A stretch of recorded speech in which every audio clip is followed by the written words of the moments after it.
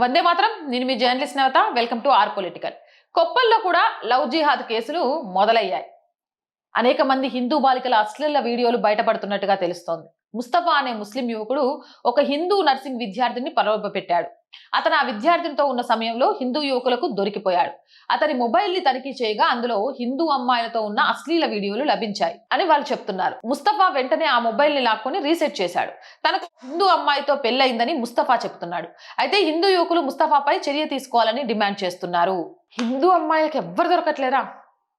వెధవలే దొరుకుతున్నారా? ఆ ఎదవల్ని పెళ్లి చేసుకోవడానికే పోతాన్రా? ఎందుకు వాళ్ళ వలలో పడుతున్నారు? అసలు ఎక్కడ ప్రక్షాళన చేస్తే ఈ లవ్ జిహాద్ని అడ్డుకోవచ్చు? మనం ఎంత అడ్డుకోవడానికి ట్రై చేస్తున్నా వాళ్ళంతా ప్రయత్నం చేస్తున్నారు అని అంటే హిందూ ఆడపిల్లలు ఎంత విలువైన వాళ్ళు. ఈ విషయం ఎందుకు అర్థం కావట్లేదు?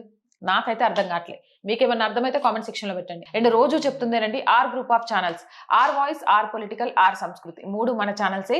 So please subscribe our channels. Content బాగుంది అనిపిస్తే లైక్ చేయండి, షేర్ చేయండి.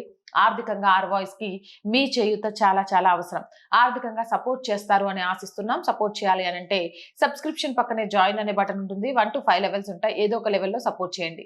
లేదా స్క్రీన్ మీద గూగుల్ పే, ఫోన్ పేతో పాటు అకౌంట్ డీటెయిల్స్ ఉంటాయి. మీకు తోచిన సహాయాన్ని అందించవచ్చు. వ్యాపార ప్రకటనల కోసం 8328500576 నెంబర్ని సంప్రదించండి. జై హింద్, జై భారత్.